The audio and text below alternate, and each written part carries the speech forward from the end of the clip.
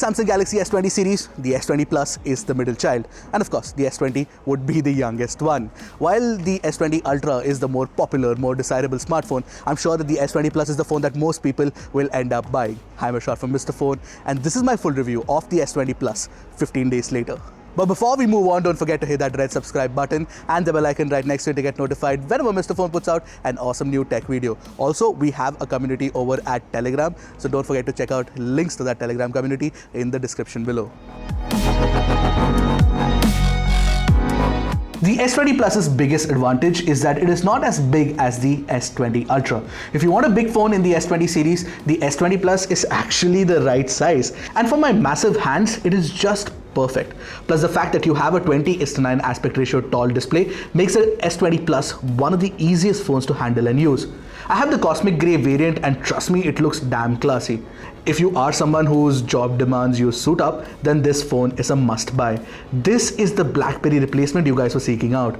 Also, the rectangular camera module on the top left corner of the rear has a manageable bump too. Plus, the phone is damn slim at 7.8mm thickness despite packing in a fairly large 4500 mAh battery. Since it's made entirely of glass, Samsung uses Corning Gorilla Glass 6 on the front and the back for added protection.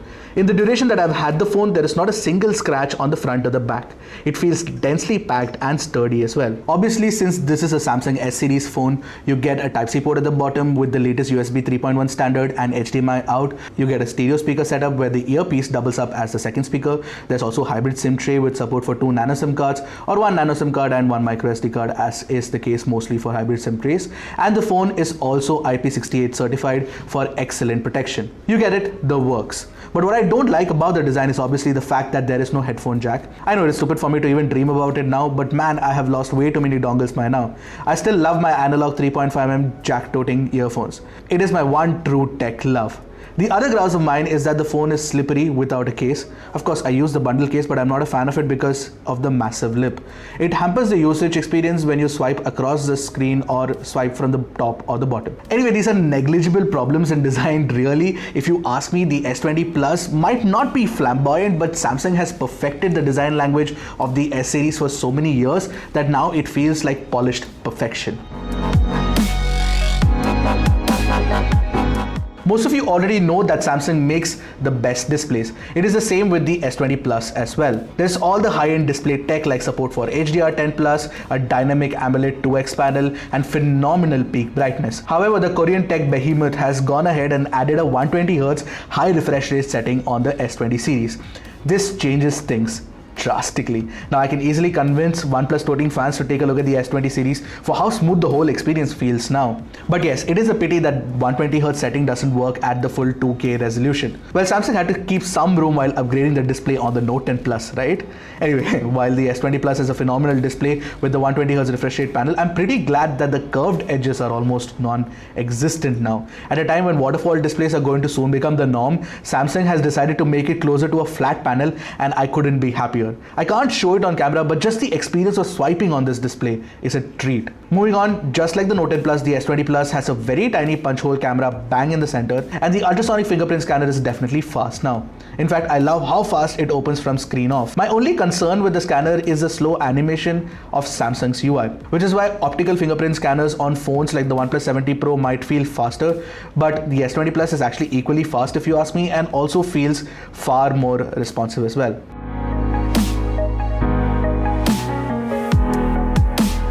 Talking about the S20 Plus's cameras, I have a full detailed comparison with the iPhone 11 Pro, a card for which should pop up right now, but I want to highlight a few points for you guys. Firstly, there is a 64 megapixel camera, but it is used as the telephoto lens and the primary is still a 12 megapixel shooter.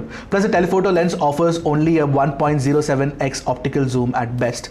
The 3x zoom that you get when you switch to the telephoto lens is all hybrid optical zoom. Anything beyond that is as good as digital zoom. You do get great details up to 10x zoom though, but at 30x max zoom, the pictures are mostly unusable. There is 8K video recording mode limited to 24 frames per second video. and it has a lot of rolling shutter as well, especially when you pan. But the footage does look detailed and crisp, and it is future ready. However, it does take up a lot of storage space when you are recording video. Therefore, the only 128 GB storage variant of the S20 Plus in India won't suffice, and you won't even be able to shoot directly to memory card either, so that's going to be a problem. The single take mode is nice, especially if you have a hyperactive pet, I guess. It uses the power of the processor to take a concoction of shots, boomerang style short videos, and what the artificial intelligence thinks it's worthy of keeping in the library. If you ask me, I didn't use it after a couple of initial tries. Now coming to the pictures, while the colors captured by the S20 Plus are not the most accurate and err on the side of oversaturation, the details are just phenomenally good using the ultra wide angle camera and the primary wide angle camera. You get such sharp and crisp details that I've actually used this picture captured on the S20 Plus as my wallpaper. Having said that, the iPhone 11 Pro continues to take better portraits compared to the S20 Plus. Now when you talk about video recording, apart from 8K, Samsung's 4K video recording has an incredible amount of details, great dynamic range, and superb sound recording. It is basically the best videos you can get out of a smartphone. I had so much fun shooting 4K 60fps video using the wide angle camera and the 4K 60fps selfie footage too. You really cannot capture bad footage with the Samsung Galaxy S20 Plus. Now low light shots get bright, especially with the upgraded night mode. Also, the upgraded animation when you're shooting night mode is really nice on the camera app. You also get night mode selfies plus support for night mode across the three cameras: wide, ultra wide, and telephoto, which means if you have stable hands, you can also get a very crisp 10x telephoto shot with night mode. Finally, the camera app can get annoying at times. For example, sometimes it takes a while to open the gallery after you've captured the picture and hit on the thumbnail. So finally, the cameras on the S20 Plus are really versatile and you get a lot of options. Plus, when they take good pictures, the details are absolutely incredible that you get out of the S20 Plus. Having said that, one of the problems that I see with the S20 Plus is definitely the camera algorithm and the wonky camera app issues. I think Samsung should fix that in an update soon. Now, the Samsung Galaxy S20 Plus in India uses the Exynos 990 system on chip. Undoubtedly, the benchmarks are not as impressive as the SD865, but I couldn't tell any difference in daily usage. No, seriously, the phone feels as fast as any modern flagship should. I played a lot of Call of Duty and not once did I face a bottleneck. Also, the 120 FPS games that are actually supported on this display, such as Oddmar and Shadowgun Legends, just look gorgeous on the phone. But the phone does get warm after about 40 minutes of gaming, and PUBG still doesn't run at HDR and extreme. I hope that changes soon. The RAM performance is great too, with most apps staying in memory for a long time. Really no complaints anywhere. I have been using the phone as my primary phone with a truckload of apps, and not once did the phone stall in my 15 days of usage. As for the multimedia experience, the S20 Plus is A grade, like I mentioned, with support for HDR10 video and of course the 2K panel at 60Hz. Plus you also get great audio support through Dolby Atmos setting, especially when you use headphones. But I still prefer LG's flagship phones for their audiophile grade sound. And if you have to talk about the stereo speaker, it sounds crisp and loud, but it doesn't have a full sound as the iPhone 11 Pro does, which actually offers a little bit more punch in the low end, or the bass.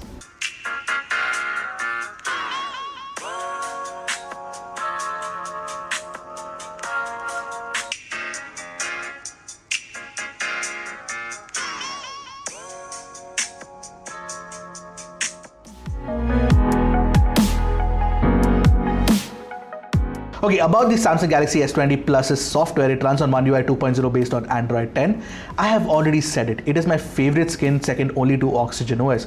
Only a couple of years ago, the situation was wildly different. Samsung's skins were not appreciated by enthusiasts, but today, One UI has completely improved the design and UI elements to an extent that even staunch haters cannot dislike it. From improved gesture navigation to a UI that enhances one-handed usage experience, One UI 2.0 is truly a massive upgrade to Samsung's de facto software experience. Plus, you also get an excellent and precise haptic feedback motor to go along with it. A couple of new additions to the One UI experience is that Samsung has now integrated Google Duo directly into the Dialer app. You can make video calls directly in HD now. Additionally, there is a new music share feature that uses the Wi-Fi and Bluetooth together to let your friend connect to any Bluetooth speaker through your pass-through. If you want to share music with your friend inside a car, this could come in handy.